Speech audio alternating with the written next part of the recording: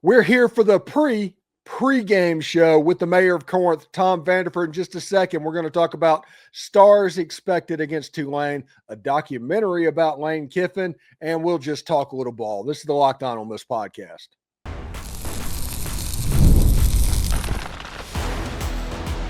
You are Locked On Ole Miss, your daily podcast on the Ole Miss Rebels. Part of the Locked On Podcast Network, your team every day. Welcome to the Locked On Ole Miss podcast, the most watched Ole Miss podcast out there. I'm your host, Steven Willis, a 10-year veteran member of the national media with Yahoo Sports and a former Ole Miss staff member. On today's show, we're going to look at the Ole Miss-Tulane game a little bit later on today. Which players are primed to break out in that game?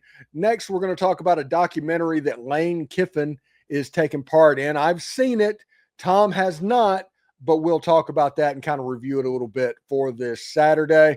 And, of course, we'll see what all is going on around the conference as well, because next week could be a pretty interesting week if everything shakes up just right.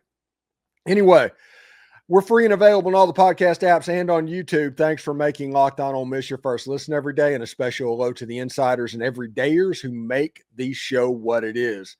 This episode is brought to you by Mazda. Like our players, we sweat every detail because when you make every move count, pulling off the unexpected is only the beginning. Stay tuned later for highlights in this week's Moving the Game Forward. Mazda, move and be moved. All right, Tom, one thing that's pretty interesting, Ole Miss and Tulane's a little bit later on today. It's a game there where I said that Ole Miss should win by multiple scores. If Ole Miss plays clean, it'll be fine. It's one of those situations that you see all the time to where Tulane can beat you, but you have to give them help. That's correct. We've got to play a clean game, just like you stated. We've got to make sure that we can contain the quarterback, make him throw to beat us. He's got good feet. He can run well. I'm looking for people like Centurion Perkins and Daughtery to show out Saturday on defense. Yeah, one of the rumors that happened a little bit earlier in the week, I don't know if we're going to see him or not, but one of the rumors is Andrew Jones might be getting prepped to play a little bit in this game, which is good because his athletic ability at the linebacker position is pretty second to none. You don't outrun that guy, but he basically, the rumor I heard is they put his speaker stuff in his helmet, which is kind of like the foreshadowing thing to getting somebody ready to play. Oh, good deal. Yeah, so we'll see exactly what that looks like. What are some players that you are looking forward to seeing in this game if they can break out? Who needs to break out? We obviously, everybody is watching for Trinidad Chambliss and all that. We'll get your opinion on that start against Arkansas because it's the first time we've talked. But Trinidad Chambliss, can Tulane shut him down? Is he going to continue what he was doing against Arkansas? There's a lot of questions in this game, honestly. There are. One thing that we need to remember is, even though he was in Division II last Saturday, wasn't his first rodeo. He had lots of college experience. He's dynamic. He played much better than I thought he would. But that's because I didn't know the whole story. He's been doing well in camp against a really good defense. So I think we'll just see him the whole game Saturday. I don't think Simmons, probably needs to rest that ankle a little bit longer. And I think he's a wonderful two-dimension kid. I knew he could run. I didn't know he could throw that good. Yeah, and when he comes back, Austin Simmons is still the starting quarterback. Oh, yeah. Yeah, anybody that thinks otherwise is just, no. I guess, being hyperbolic. But Austin does need that rest. You're right about that. Does, and, we've got the big LSU game coming up. After this one, if we can get through this one, we'll be 4-0 with a chance to get to 5-0, like our D-line coach always said. And so I'm looking on offense. I'm really looking at the offensive line, see if they're going to continue to grow. They did pretty good in that game against Arkansas. Now, there are a lot of variables there. Was it Arkansas's defensive line wasn't that good, or was it that our offensive line improved? We'll find out. Supposedly Tulane's got a pretty good defense. Sumrall, I liked him when he was at Ole Miss. He's a high motor guy, and he'll have them ready to play for sure. That's weird that Jon Sumrall went on a podcast tour for Ole Miss podcast this week. That's kind of strange, right? I think so. Yeah. It's one of those things. It's like, he's a nice guy. I think he's a really good coach and he can do it, but it just feels weird for some reason. Maybe he's angling for the Kentucky job or the Florida job and trying to get some insight of SEC football. I'm not 100% sure, but yeah, that was a little bit weird. He is an elite coach, though. Oh yeah, he is an elite coach, and if Stoops has a bad year at Kentucky again this year, I fully expect him to be in the name for that. That's where he went to school, I think. He left Ole Miss to go to Kentucky. I know that, and then he got the head job at Troy a couple of years later. Right. I think a perfect fit for Jon Sumrall, and Ole Miss fans need to be rooting against this, is Arkansas. Oh yeah. I think that would be a match made in freaking heaven. Oh yeah. Yeah. So good one. He would be a good one. He knows how to get the most out of his talent. He's a good motivator, and he's got a good team. They do. I don't think they're going to win the game. Again, my prediction was 34-17, Ole Miss winning the game. But I do think Tulane's going to go 11-1 and end up as the G5 playoff team. I do. And I think the game will be a little bit closer, saying 35-21, but still 2 touchdowns. Yeah. It's an easy cover either way. I mean, easy in quotation marks. So we'll see exactly what that looks like. Any concern about the defense? No. I know Taylon Green sliced us up pretty good in the first half last week, but I was glad to see that was limited some in the second half, that we made some good adjustments, and Taylon Green's a pretty good ball player. So, yeah, Tulane doesn't have a Mike Washington. No, everybody's talking about Taylon Green. Mike Washington is the player that makes that Arkansas offense so dangerous. Yep. Taylon Green was there last year. Yeah. Washington's a good player. Yeah. He ended up, I think, 2 touchdowns, did some nice job in receiving game as well. He was the guy that Ole Miss had to stop. And once Ole Miss kind of keyed in on the run game and just said, hey, throw the ball downfield or whatever, and we're going to rally to it. Eventually you were going to get the turnover because they dropped 3 interceptions. Right. I mean, that game was picking off the passes that hit you in the hand away from being 41-14. Yeah. That type of game. So football's a weird game. Instead, we're sweating bullets about what went on. Anyway, when we come back, we will talk to the mayor of Corinth about the Ole Miss Tulane game. And of course, we're going to get into the Lane Kiffin documentary that comes out on the 24th. It's a good documentary. We'll talk about that in just a little bit. So stick around for that. I do want to let you know, this episode is brought to you by Mazda's Moving the Game Forward. For those who believe it's not just about playing the game, it's about redefining it.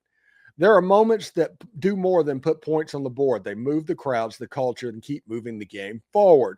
Early in the game against Arkansas, the Hogs wanted to test Ole Miss's young D2 transfer quarterback, Trinidad Chambliss, and sent the house after him.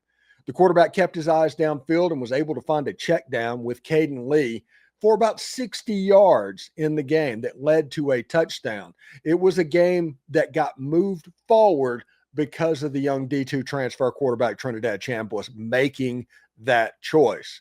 So when you follow what moves you, the unexpected is only the beginning. And just like there's more to every highlight, there's more to a Mazda vehicle. Mazda, move and be moved. The weather's cooling down, the days are getting shorter, and that has me wanting to make the home even cozier. And when it comes to cosifying your space this fall, Wayfair is the place to go. Wayfair has everything you need to set the mood for the season, whether it's comfy recliners, warm bedding, autumn decor, or even an espresso machine, or so you can make your own lattes at home. I recently picked up a recliner from Wayfair for my surgery recovery early this year, and OMG, it's basically become indispensable. It has completely transformed my space as well. So cosify your space with Wayfair's curated collection of easy, affordable fall updates. From comfy recliners to cozy bedding to autumn decor, you'll find it all for way less at wayfair.com. That's WAYFAIR.com. Wayfair, every style, every home. Do us a favor and like and subscribe and comment on this video. Subscribe to the podcast or subscribe to the whatever audio podcatcher you're listening to and give it a 5-star review. It costs absolutely nothing but keeps all of this free. If you're interested in more, you can join the Insiders program at the subtext link below. No trolls, 14-day free trial, and the easiest way ever to cancel. Give it a try. And don't forget to check out a second listen on the network. Nearly every team, college or pro, is ready for you. Listen, Tom, one thing that's interesting to me is I think this Tulane game is a sneaky good matchup for Ole Miss. The way that Tulane likes to play and what Tulane has done during this season, I think it's a pretty good matchup, especially for the Trinidad version of Ole Miss as opposed to the Austin Simmons. This season against Duke, now Duke didn't run the ball very much because they were down so much so quickly, but they averaged 6 yards per carry, having explosive plays all over the place. Kentrell Bullock had 100 yards rushing for South Alabama and nearly 5 yards per carry action for the South Alabama Jaguars. Tulane's defense, especially their run defense, has been pretty leaky.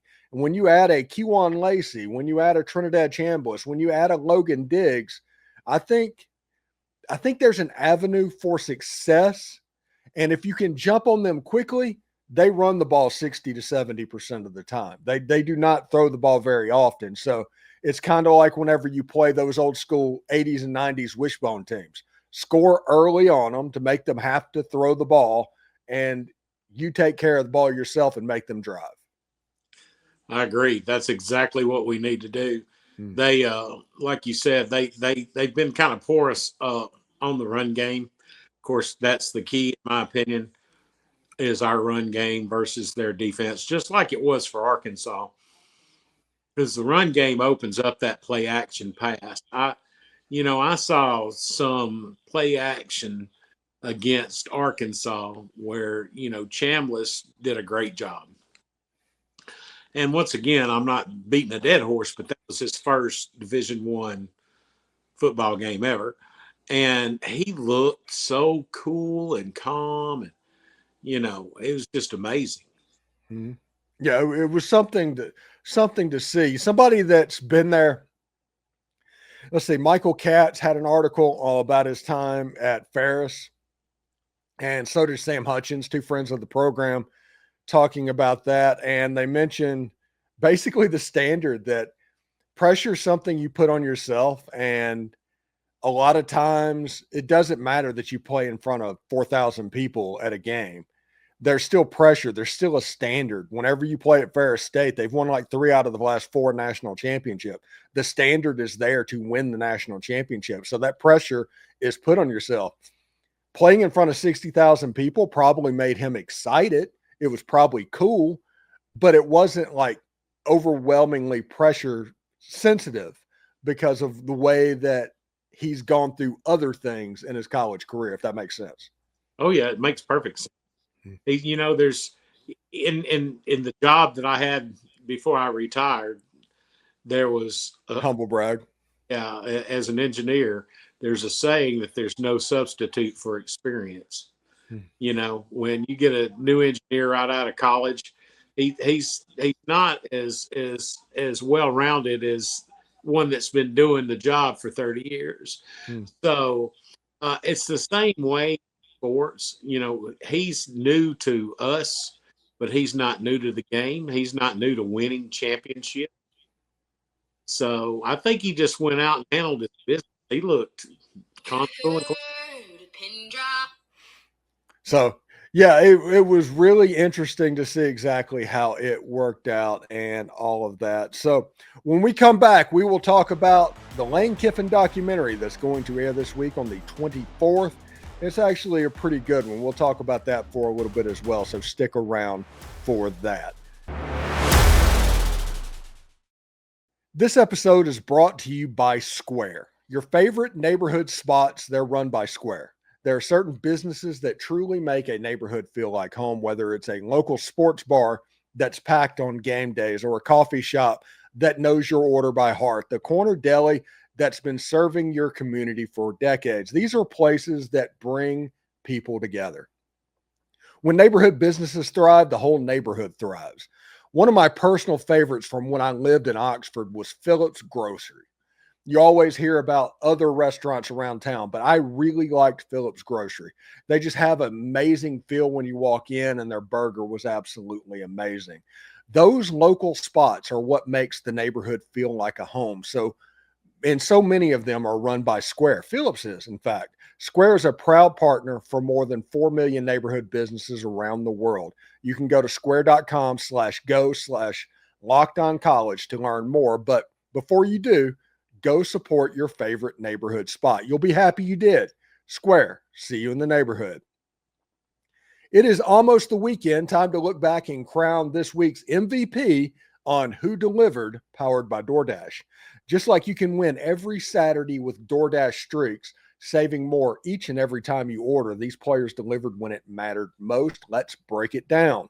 For Ole Miss, Trinidad Chambliss delivered in a big way. He was a weapon on the goal line as a runner and a passer in a route for 3 total touchdowns against the Arkansas Razorbacks. When the pressure was on, Trinidad came through. No hesitation, no delay. And it's kind of unexpected, but yet expected, because he was on the platform for the Division II Heisman Trophy, the Harlan Hill Trophy. Trinidad wants to go on a streak, and that starts with Tulane today. And just like Trinidad Chambliss delivered for the Ole Miss Rebels, DoorDash delivers your Saturdays with DoorDash streaks.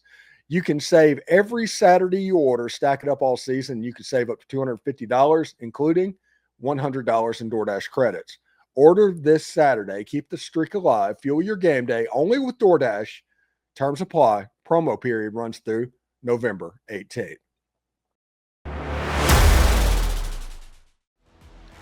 All right, Tom, one thing that's pretty cool, and I have to admit, one of the cool things about my job is you get these things called like early access screeners. You can watch things ahead of time from time to time. And I was embargoed until today, and this is the 20th, talking about it and giving a full review on all that. But the Lane Kiffin documentary there is a little bit later on this week, or next week, I guess, the 24th. I got to see that. And I'm going to tell you what, Tom, it was a pretty amazing documentary. The one thing that I picked it, you could kind of connect the dots on Lane Kiffin's journey. It wasn't just, hey, he's leaving or something. It's just that he kept kind of making the wrong decision, but you could see logically how he got there. And the other thing that you notice real quick, me and Lane have something in common. And that is this: either people love you or they hate you. There's no just like, hey, I could take him or I could leave him. It is one of the other extremes.